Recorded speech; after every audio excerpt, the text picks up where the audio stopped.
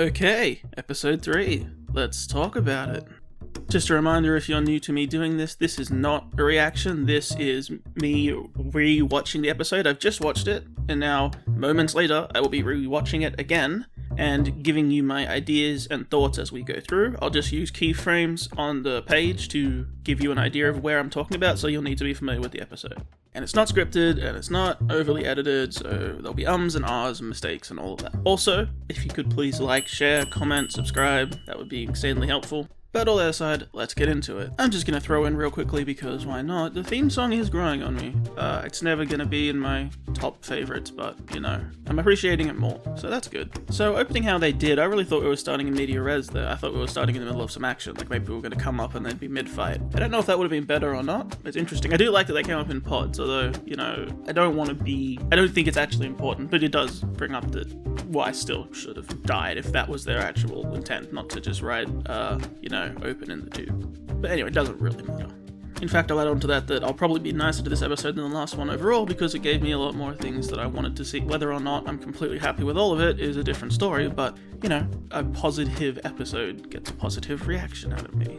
I still feel this comedy's a little out of place, but I'm not as down on it as before. It's opening this way, you know, we haven't got into things yet. The joke isn't as good as the older one, so whatever, but, you know, it's not mad about it. You know, this is, I wasn't going to put this bit in because it's sort of very personal opinion, but screw it, this is my opinion. So I'm really happy Blake's getting some more lines that are personality based and on her own. Blake has always been a character I've really enjoyed. I know that my channel's about writing and everyone rips on her writing and her backstory and all that.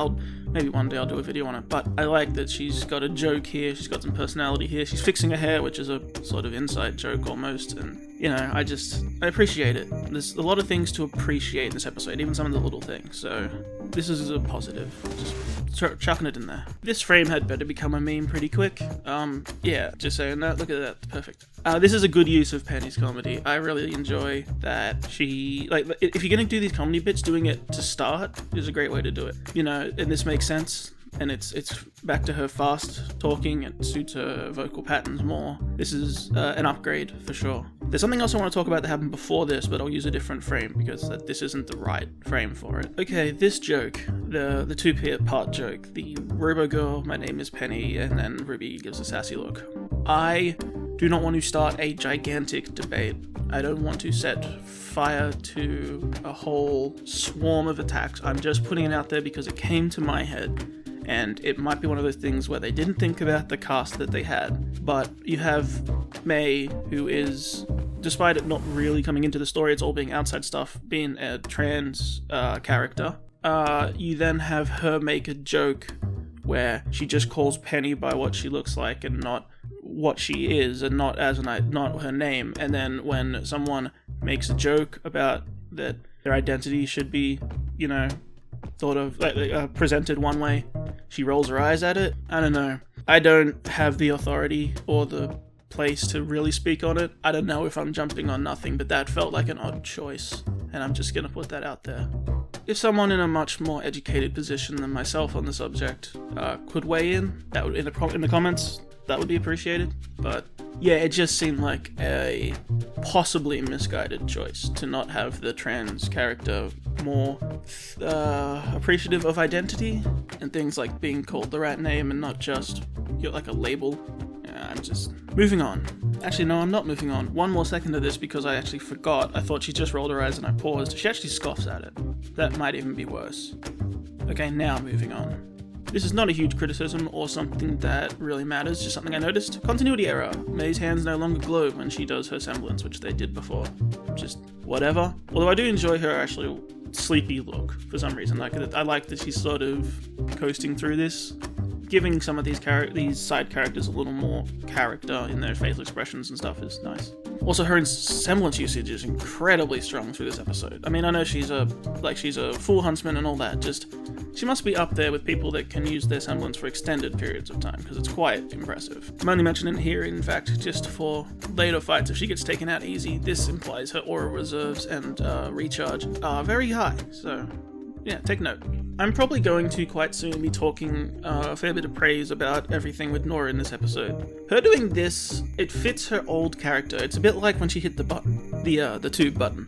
Like, it didn't really fit the situation, and this especially doesn't. It get them caught, and later she'll talk about not knowing who she is and these kind of things, and I'll talk about it then as well, but this is who she is, and it's something she'd moved away from, and now she's back to it. It just feels a little inconsistent. I'm not going to rag on it. I don't mind one little joke, but it seemed like an odd choice at this moment. But, we'll move past it, because it's not that distracting or anything. I just want to say this. I mentioned in the first episode, and I've mentioned a few times, all the Star Wars references, and I questioned if Penny is like R2-D2. I called it. She's like R2-D2. And, I don't hate the reference. It makes sense. It's fine with me. Yeah, it's interesting that she does her handover later if she can do this, but it's fine. She's R2-D2 and she has an interface. That's cool.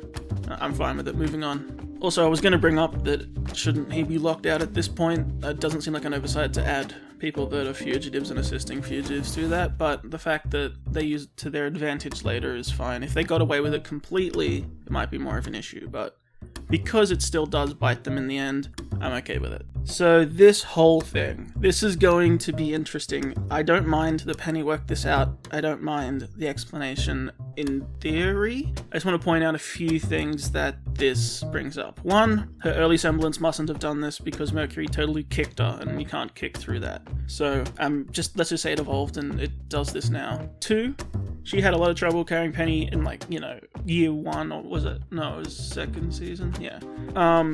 That's fine.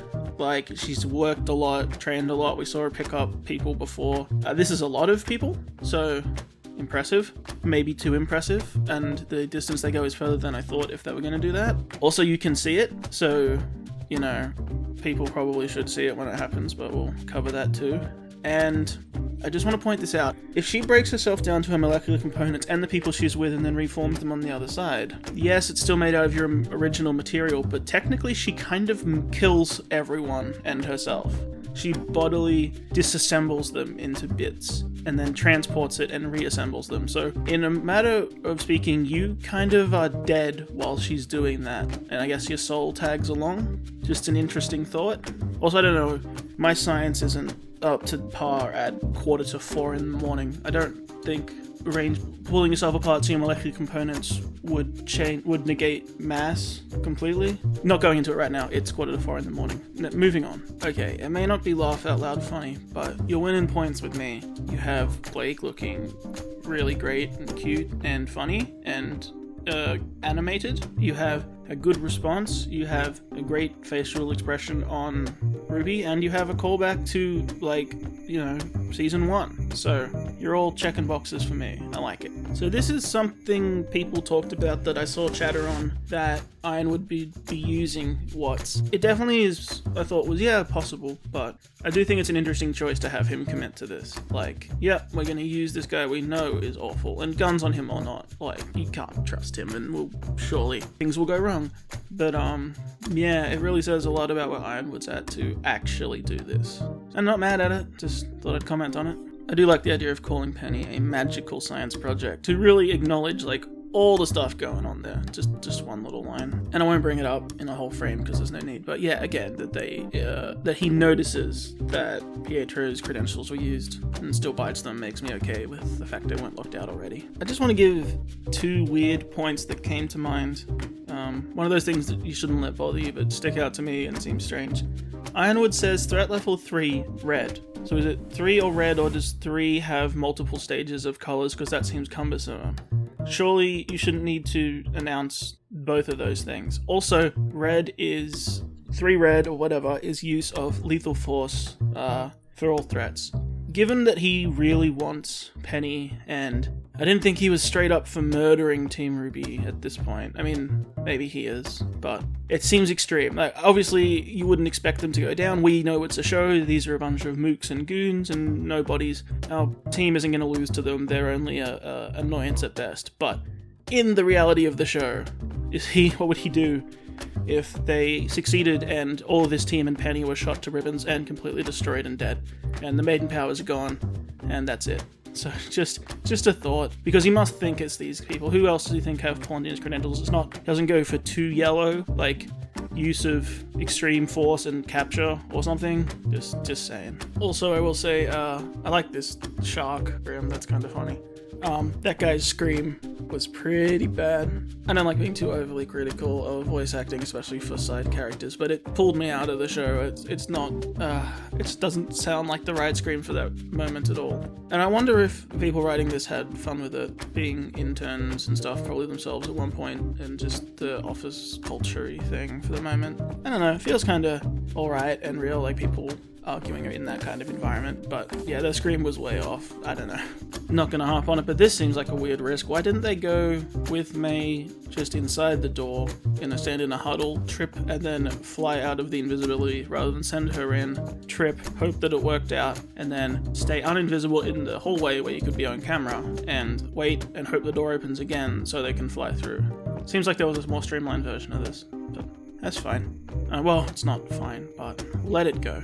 Also, yeah, these people are still... The guy ran screaming out the door, no one's looking at all. Like, you can still see them. She's not invisible, and there's pedals and stuff. It's just... You could have had them in the bubble, and then trip, and then he falls, and then everyone looks at him, and then they fly sort of out the back of the bubble while everyone's attention is the other way. It just would have looked a little smoother to me on, like, a direction and not have anyone question it sort of thing. But, you know. Okay, so this frame makes me laugh, but I don't know about the anime pose there, Rubes. That's a bit much. I know it's mimicking Penny through the Time to Be Huntresses thing, but I don't know. Proud Weiss is cool. Shocks Nora, like Happy Nora is funny. Like praising, like down on her knees, awesome Penny is great, and Blake against the wall, holding on for dear life, very, cat-like. That's great. RWBY's my big problem with this frame, but otherwise, all the other characters are a win. Alright, couple notes. It's kind of weird that Nora looks pointedly at the door, knowing that what she'll do later. I get she's looking at the electricity and that, but having seen the trailers for all of us, it feels weird because we're like, oh yes, you're acknowledging the thing you're going to do later. So it would work in the episode normally, doesn't work because we've seen the trailers, feels a little strange. This Penny being remoted into thing, I like it. I like that she isn't just a supercomputer, like she has Pietro's credentials in her finger, like she has that uploaded, that's fine, but she, like I said, she doesn't have his mind, so she shouldn't just be a total hack machine just because she's a robot, and this makes a lot of sense. However, the only other thing it brings to mind is that if he can remote into Penny, there is some remote path to Penny. It's somewhat possible, which actually makes that hacking thing more likely. I don't know if that's good because I'll buy it more, despite I hate the hackers remote, I hate that I don't have to physically do it, seemingly, but we'll see. Or, actually no, I think I know what they are going to do, and it will be physical, but we'll talk about it when we get there. But I hate that they were attempting it, or looking into it remotely. I don't know. Maybe it's fine. But her animation, I really enjoy that. When Pietro was controlling her remotely, her movements became even more robotic and stiff and janky because, it'd be like, he can't do the human, like, smoothness of subtle movements. It's just remotely piloting a robot, so you're just giving it like turn left, turn right, etc. So that's cool. Good work on the animation department there. And RWBY's reaction is funny. It does feel quite violating, but at least she was like, she invited the idea, so yeah. On the idea of the violating thing, I'm not going to go into it, but it just did occur to me. She has her consciousness somewhere in the back of there, Pietro's consciousness controlling things. Her body is artificial. She has Pietro's aura as her aura, which now has taken on its own identity and everything. And there's whatever is part of the Winter Maiden in there. There's a lot of random stuff in Penny. She's containing a lot. Just funny, I guess. I don't know. She has a lot of storage, I guess. I'm going to be making a few points here. Yeah, probably they should be on guard and all that, but I'm not going to be that nitpicky. Lazy Blake swiveling in a chair, not knowing what to do, like bored Blake, and thinking. I like it. It's funny. Good job. Just nice touch. It's better than them standing around. And at least, Nora's pacing, and Weiss is at least got added, like, is leaning, got some personality to it, so better job on staging everyone. Good work. So here come the compliments. At least I think so, from memory. I'll see how I do going through it again. But, first point. As the only one with a sister, Weiss chimes in on the sisters thing. Good. Just sometimes it can be who you have deliver the line, even if it's a nothing line. And this line isn't nothing, saying that, yeah, sisters sometimes have very different ideas, and it relates exactly to what she's going through. So that's good. the big points there for like a solid piece of script work. We'll keep going. Okay, so more things I like. First of all, except for calling Jean a great leader, he's meant to be, but we really don't see it enough, and people are gonna probably go on that line, but that's okay. We'll skip past that. Oscar's grown a ton. True, like people are noticing. And Yang is strong enough to protect them all in a fight. I like that confidence in her. I wonder if that could come up when they find out what's happened, that she wasn't. Not that it's totally her responsibility, but that's how they think of her. And, she hasn't given them real reason not to, so that fits. And leaving off Ren, I was like, oh yeah, that makes sense. Like, it makes sense. It fits what she's doing. But the other characters call her out on it, like they totally notice, and that's at least other characters acknowledge what's going on. That's a positive. It really is. And then Nora's admittal that she doesn't know what Ren is really interesting. Like, it answers some of those questions of, well, not answers, but it addresses a little bit of, you guys have known each other forever, how don't you know more about each other? But at least she's questioning it herself. There's a few positives in that, like, alright, I'm just gonna watch a bit more and I'll come back to you in a second. Okay, a slight correction on what I said. She says she knows him less now than ever because I guess they haven't really been communicating much or since the show started that we've seen, really. So they did have a better understanding and they've sort of grown apart despite being next to each other all the time. That's a real thing that happens. You can find it happening with friends and stuff, It feels a little more real than what they've been portraying. And I like that. I don't know if that's his fault or mine. You could say like, oh, it's his fault for being quiet, or it's her fault for being pushy, or it's their whatever. But that's all like debatable. Whose fault it is isn't really how these things work. And I like that, again, she's questioning it. And she doesn't totally eliminate herself from blame or anything. It seems more real. So, again, there's much more scripting wins here than before. Well, before being last episode. Yeah, and another thing that came to mind is what I'm very much hoping, is the fact that they had Blake give this speech. When you've been at someone's side so long, they become a part of you, but that's just a part of you, don't forget the rest. I'm hoping is a commentary also on herself, that people that they've taken notice of her and Yang have become one character, and splitting them apart means that they can have some more character moments on their own.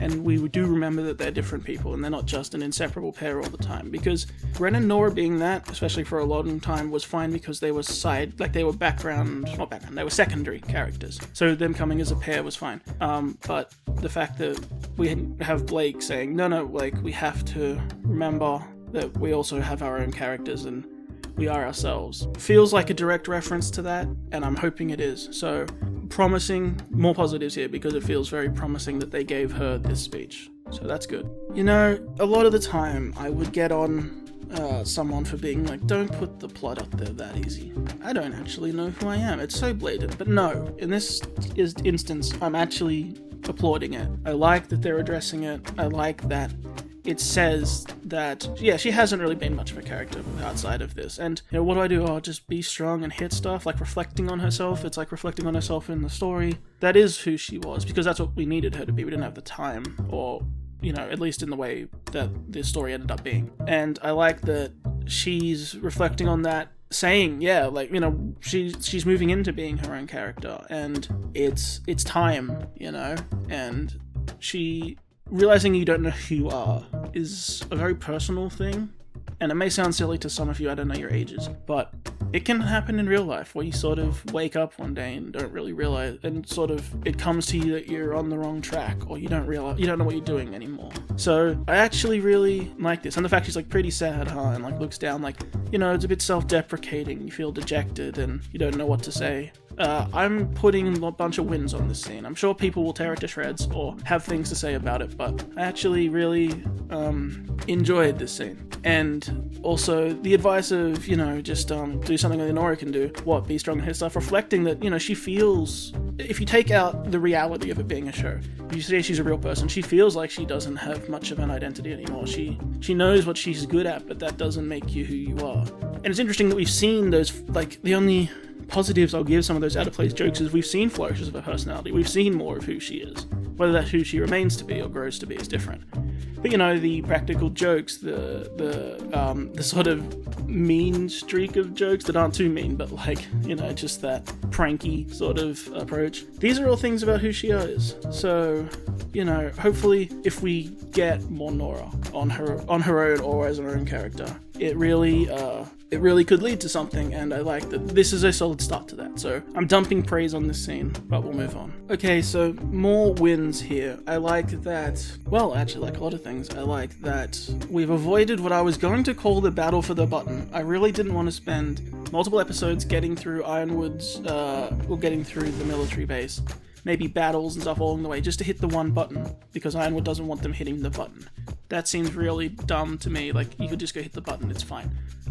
We can't do it that easily. No, that it's going to try and connect to his terminal. So Penny downloads the terminal specs, the terminal info. Then when it tries to connect the terminal, it'll connect to Penny, and she can authorize the launch. That makes somehow more sense, almost plot sense, right? Like, it makes things more active. It's not fighting to just get to this room and press this button, which is nice. Second, I like that Pietro talks sense that lots of people have talked about, that really the best option would be if Penny could just get out of here. Like, I thought about a version where she just Superman's away to another country. Like, you know, maybe they're not going to do that for a variety of reasons, but the point is, he says no, it'd be safer to stay at the arena, and then they agreed, like, out of Salem's hands, like, away from everyone, could be better. Leaving her with no guards, but she is a Winter Maiden, and she is capable enough, and if people don't know she's there, which, I mean, they might, but they've also made a point that forces are thin, so without deep diving it, solid thinking, and the fact that the rest of the team actually agree, and it's a sucky choice. They're like, oh, that sucks, and they all see that sucks, and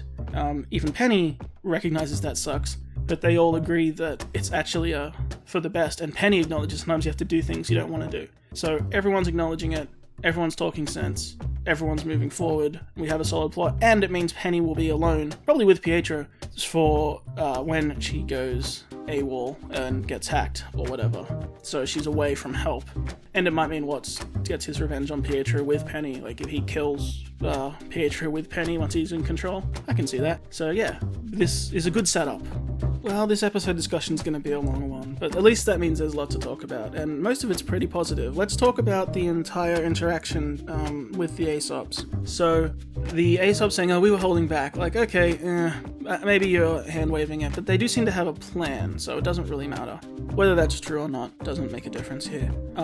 Then you have the discussion of, you know, it won't save them. She'll come after you wherever you go. And that is true. I don't know why they're pretending it's not. I get, like, hide on the Grim can survive, but clearly, you know, it's against Salem. She could fly up to you herself, probably. But that aside, I like the war of ideals. And I really like, my favorite thing is Penny is resolute here. It's actually quite great that before in episode 1, and especially in episode 2, she seemed very vulnerable about, oh, you know, people are saying people dying is my fault and all that. And I don't know if Ruby's reassurance helped or whatever, probably not. But I like that here, no, she's resolute. She's like, no, like, this is the way to go. And I wouldn't hurt anyone, and I know what I'm doing, and this makes sense. And, you know, abandoning things like the protector of mantle role for more important things. I'm a fan of it. I'm a fan of, at least she is resolute in her ideas. And I was really mad the first time where I'm like, oh, you paid her back by stealing the maiden powers that should have been hers, and Winter's in critical condition, so that's your fault too.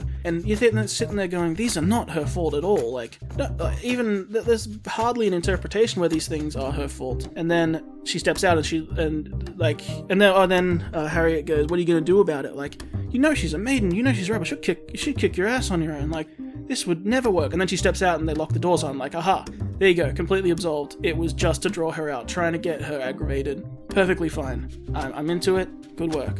So, good scripting.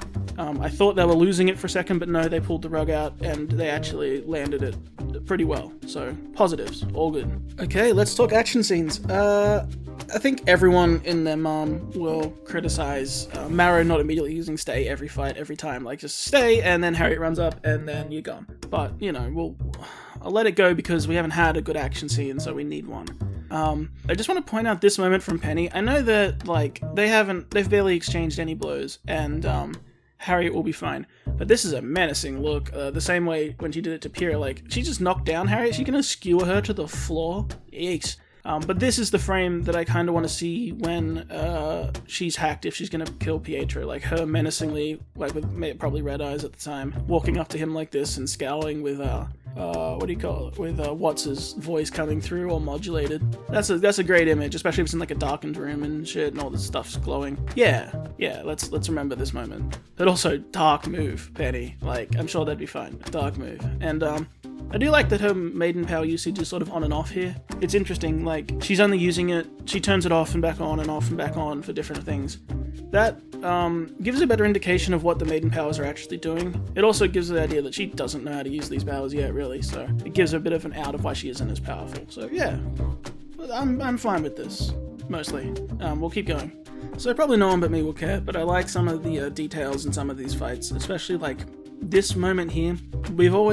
People have criticized or people have complimented, or either, to take your pick, that the Aesops, a lot of them are reflections of our team.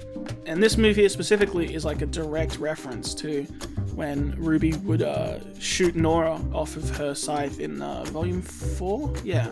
And I really like some of the details. Like, I like at the beginning, the way Harriet was running through the wind trying to beat it, and, you know, the fact that, you know, Elm has her feet which she can use, and Vine's being useful with his semblance, and the first thing he did was get behind the threat and try and neutralize it. Like, there's better staging, better thinking, better action here. I don't know what this snow was really meant to do, but, you know, it's fine. You know, I know that if you're thinking it in like a Dungeons and Dragons way of everyone know your skills, and that's fine. I do like that we haven't forgotten the night exists, and I do like that, yes, Nora can absorb the thing, but as we see, it's a huge task, and it does seem pretty crazy. So the fact they didn't forget that they had a way to pound on this door was pretty good, and they didn't put someone here who I would say would be, you know, more effective here, like someone who has better skills for this. So they are a little bit helpless until Nora steps in, and as we will see, it's not a great idea, and it has repercussions. So that's always good. If someone's going to do something crazy, have it have repercussions, and this definitely counts. So yeah.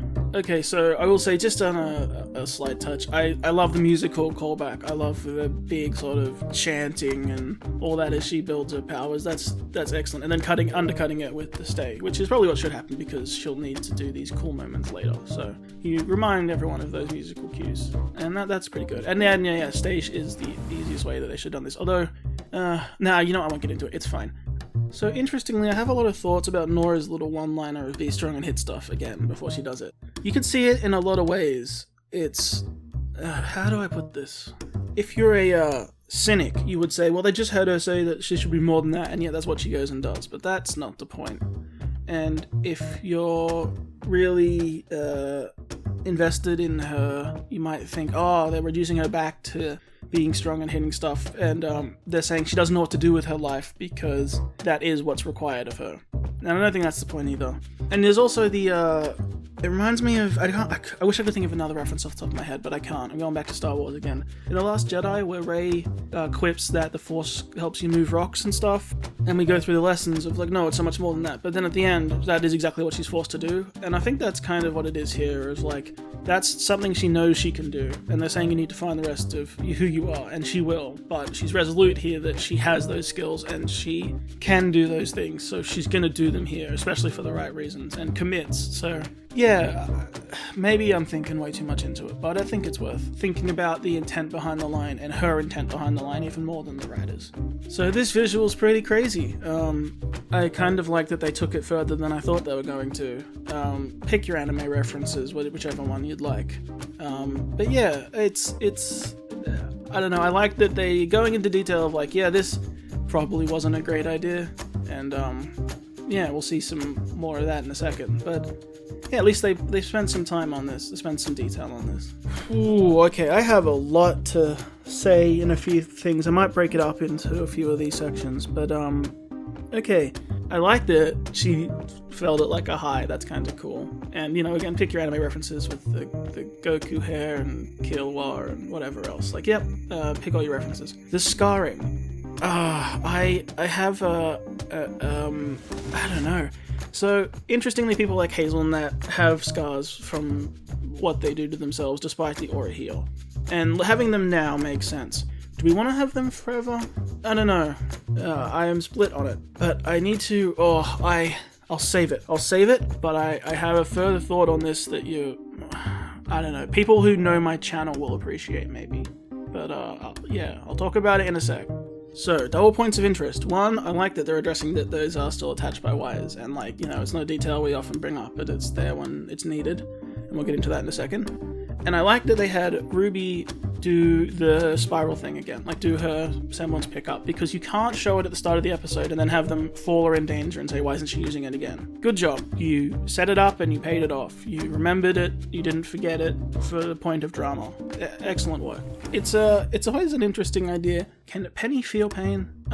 Like, she says ouch and stuff, but then like this like a proper pain expression, or at least a weirded out expression having part of her pulled off, because yeah, they're attached by strings, but like you assume that there's like, it's like a cabling, it's not just steel. Like she has a way to control them and communicate with the sword, so there has to be more in there than that, and that'll be relevant. But yeah, and also, you know, the strings references, pulling off the strings and puppets, and yeah, we get it. But it's just I always find it interesting here that she like groans like, do you feel that? I don't know. Huh, interesting. And again, thank you for people acknowledging things. Rather than have them jump away and then the team react of, oh, we got to get to Nora and then get away, and then later on be like, yeah, they noticed it was suspicious, we just didn't put it in there because it was obvious. No, at least they just went, what was that? Like, that sounds pretty natural. Like, that was weird. Like, yeah, you acknowledged it, you noticed. Good job.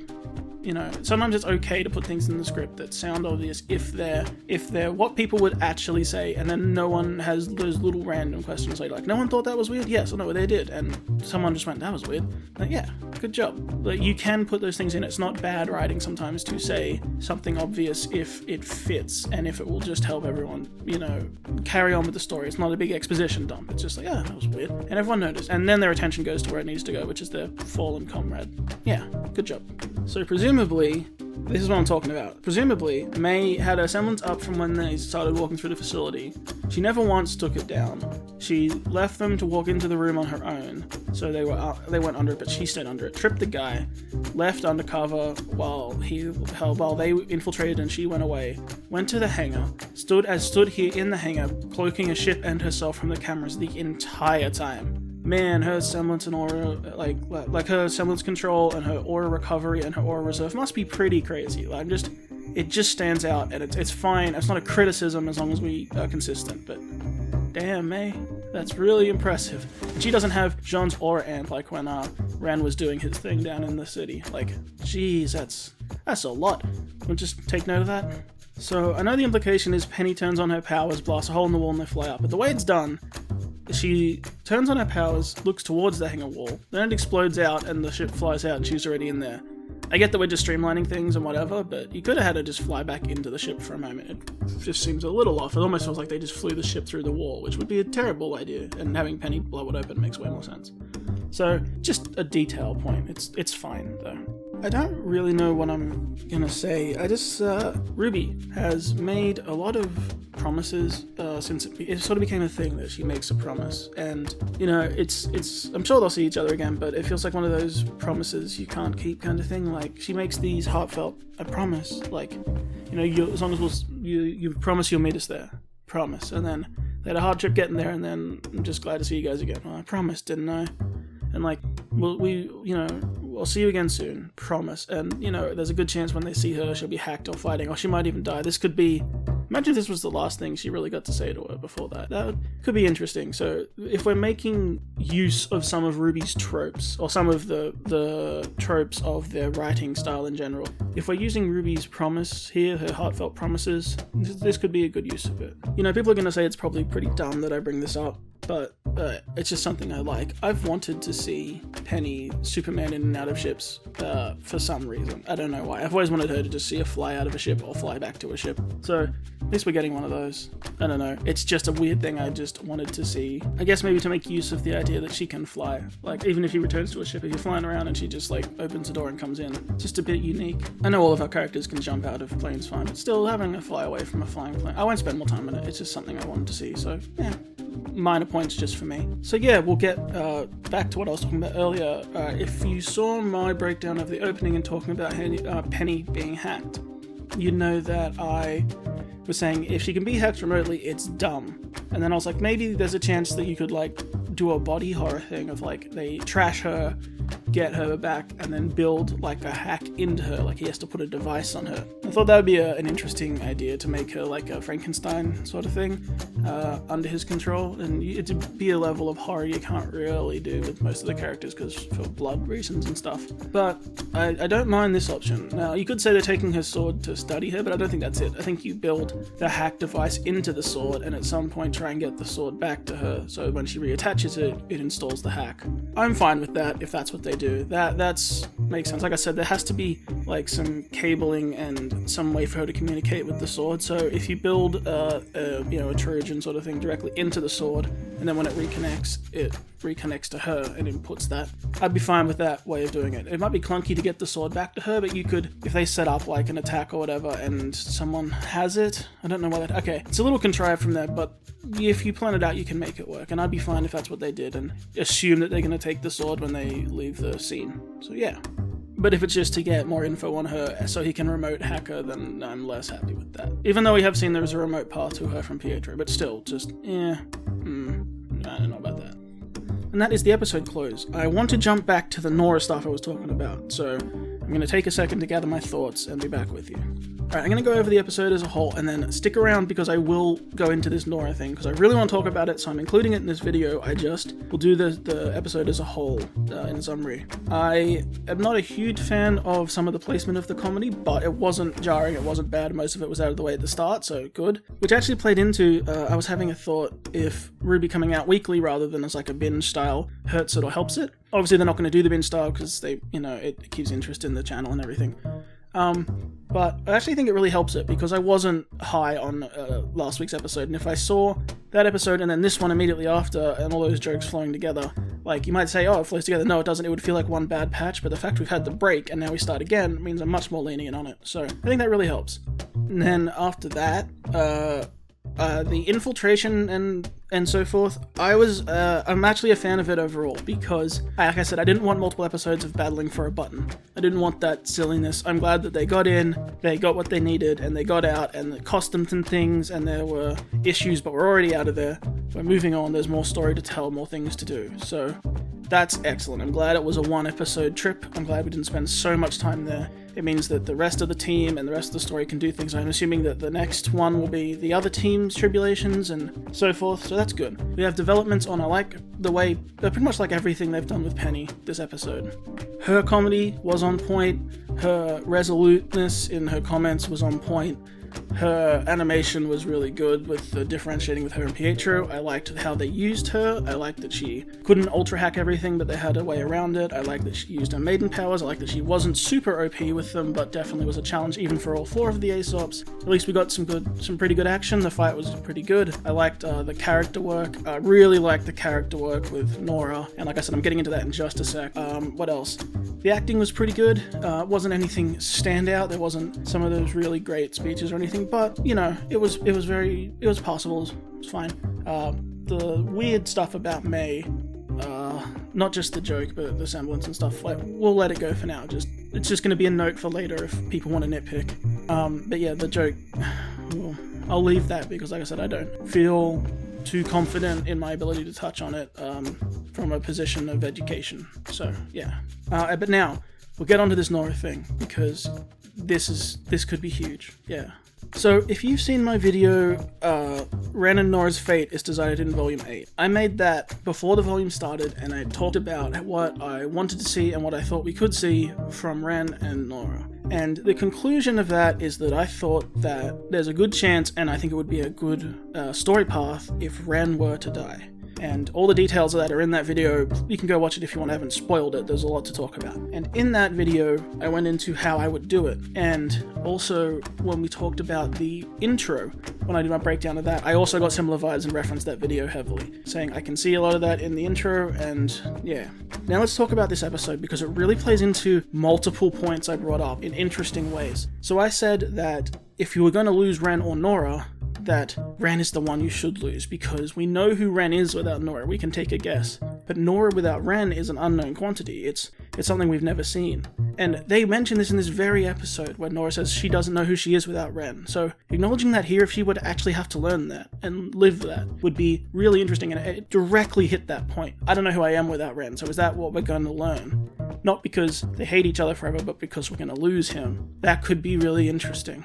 Next, I brought up that if I was going to plot this out, if I was going to lose Ren, how I would do it is have them split apart because they don't feel like working together. Ren assumes she's going to be safe because she's with a strong team. Like, he doesn't have malicious intent there. It's just we need time apart, but she's safe. She's with a great team that he trusts. And they haven't done a great job of showing that part of it. But that aside, okay, so he doesn't assume she's going to get hurt. And then at the midpoint, and this isn't even the midpoint, it was far from it, but the midpoint, I would have had Nora get really hurt, and then they come back together, and that consoles him. He realizes his error, she realizes her error, and because they didn't keep each other safe, which was their promise they always made, that he felt awful. And then while she's recovering, he would have a breakdown and they would have their talk and get it all out there, both sides. Learn history between the pair, maybe get Nora's flashback and learn things, and Ren to talk about his emotions and really learn what's going on with him. That the kick he would need would to see Nora hurt, because he, no matter how he feels, he definitely doesn't want that. So, and he feels guilty. So that reunites them, that brings them together, and you think everything's going to be fine. Of course, setting up for the tragedy later. And then of course you have him killed off right at the end, towards the end, like the last 3 episodes, probably the last 2. And the way you have him taken out is he sacrifices himself to save her because he almost lost her. She got terribly hurt without him. So now he refuses to let that happen again, sees a killing blow coming, and puts himself in the way to keep her safe one last time. And then they hug, and it matches when they met. And there's more of it in that video, but the point is, it sets up those things. And look where we are now. She got seriously hurt and visibly, disfigured, and is in a lot of pain and was in a lot of danger. That's the perfect setup, because I was like, how are you going to take Nora down and have her get away? I was like, stabbed through the leg or something. No, this is better. She's completely out of it, and she has to get treatment. So Ren can go off and do his thing with Oscar and all that, and come back and find her like that. Perfect. And she needs a long recovery? Perfect. All good. Because I can buy that it's going to take a while to recover from that. It seems, it's pretty internal damage and that. So yeah, her aura shouldn't just snap it healed, So now you have that perfect setup. He might feel resentful or whatever and have his emotions, and they get back from their mission, and bam, there she is, in bed, out of it, disfigured. Perfect. That's the kick we need to fuel that moment. So far we're on track for my prediction / want. And then I will bring up another point. This is a deep cut for that video. I brought up at the end how it could be a good way to go to understand Salem and learn about Salem if we learn through Nora how to deal with some big loss like that. And people saying you should have done that with Jean. Yeah, probably. We really didn't. So now this is the journey. You have the inseparable pair, Ren and Nora. Nora the unknowable quantity without Ren, then we lose Ren in a heartfelt, horrible way, and it'll stick with you forever. And Nora goes on the journey of learning who she is and learning to deal with the loss of not having Ren anymore. And that parallels Salem, someone who went to insane lengths and, went to all the things we saw because of her loss originally, learning to be without Ozma. So you have that, and then, so that would be an interesting mirror if Nora was our good guy mirror of Salem's journey. And then look what they did to her this episode. They fried her and all her veins go orange. It's so Salem. She looks like Salem now. She has all the scarring. And yeah, we didn't see Salem get those, and that's a whole other thing. But yeah, there I am saying her journey could match Salem. Could you imagine it? Now, she visibly looks like Salem, which is I was like, I don't really like this as a design. I hope she does heal from it. But no, actually, I hope she doesn't. I hope we keep it. It's a good thing for, not all the characters looking so perfect all the time, giving them... I know Weiss has her scar, but it's, this is a big bit of damage, and, no, keep it, and make her mirror Salem. I can't believe I'm saying it, but imagine if I called that. That would be amazing to me, and when it happened, it clicked in my head in a millisecond, and I couldn't believe it. So, just, yeah, that's pretty incredible. Anyway, I'll stop rambling on it. I'll link that video if you'd like to see all the details and me talk about it. It was actually the first video I made on this channel, but it's pretty good, I promise. And that was my thoughts for episode 3. I thought that this show started on a strong base. It didn't come out, this volume, it didn't come out swinging, but it came out solid. When episode 1, solid. It's fine.